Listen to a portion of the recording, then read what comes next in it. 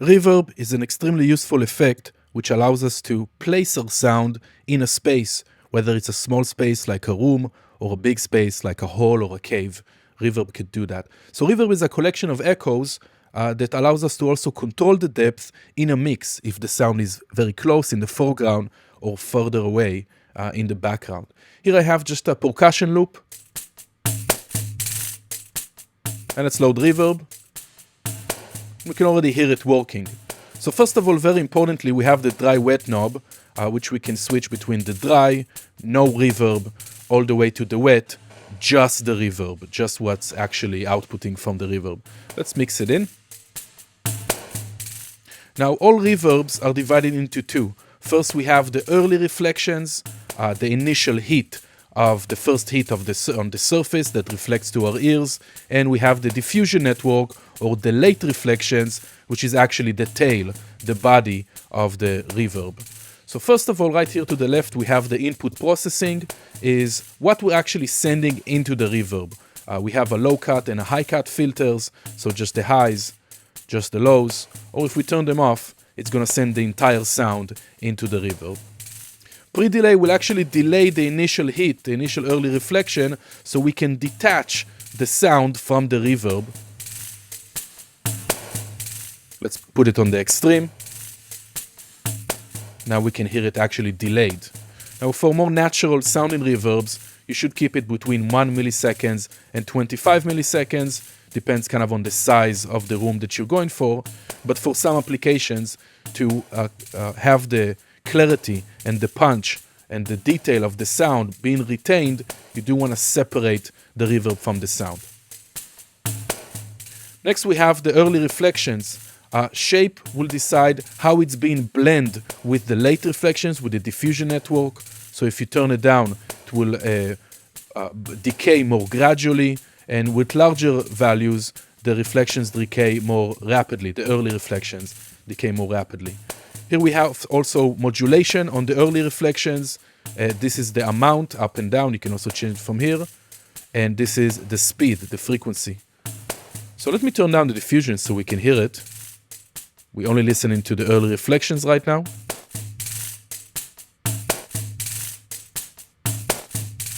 So we can hear there is some kind of extreme Doppler effect, a panning Doppler effect happening with high frequency. But with low frequency and high amount, it does tend to sound a bit more realistic and a bit more natural and organic type of reverb. Let's bring back the diffusion network. Here we have the global quality. Here you can change it from echo all the way to high, which will be the most CPU heavy, but also the most condensed, the most amount of echoes to emulate a real space. The size will decide the size of the reverb. If we take it kind of the size of the room, of the space, and if we take it all the way up, it's going to be more kind of a shifting, diffuse delay effect to the reverb. If we take it all the way down, it's going to sound very colorful and very metallic type of reverb. The stereo can go all the way down to collapse everything to mono, or all the way up to 120 degrees, which somewhat mimics what our ears are actually hearing in a room. Decay time is the length of the tail. You can make it extremely long, somewhat unrealistic, maybe like a bunker, a silo bunker or something. And here we have the diffusion network, this is the main control to shape how the reverb is behaving over time. So here we have low and high. When we take down the lows, that means that the low frequencies will decay much faster than the high frequencies. Let's bring up the decay time. Let's bring up the dry wet. And I'm going to stop and play the beats just so we can hear it, how it actually decays. So we took the low frequencies down here in the diffusion network. That means that they're going to decay much faster. Let's listen to that. And if I change that, now the high frequencies are going to decay much faster than the lows. So this allows you to shape however you want kind of your space and the material in the space to behave, if it's going to be more kind of a darker reverb or a brighter, more metallic reverb. Down here we can actually freeze the reverb. So if I'm going to play it and I'm going to freeze it, it's just going to stay like that almost forever. It's slowly going to decay out. And the cut is going to make sure that no new signal is going to be added to this frozen. So if I turn it off, we can actually hear more sound is being added to the frozen material.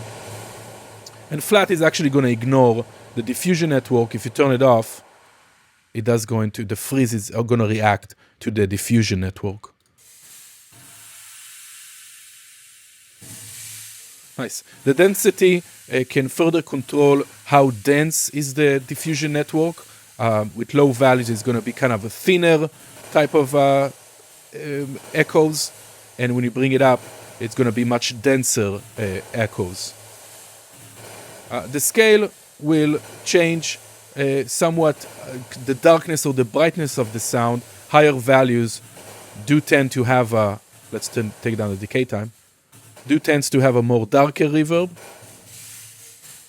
and a slightly brighter reverb. Here we have a built-in chorus, which is going to add some modulation to the diffusion network. Again, we have the amount and the speed. Here we can control the volume of the early reflections and the diffusion network.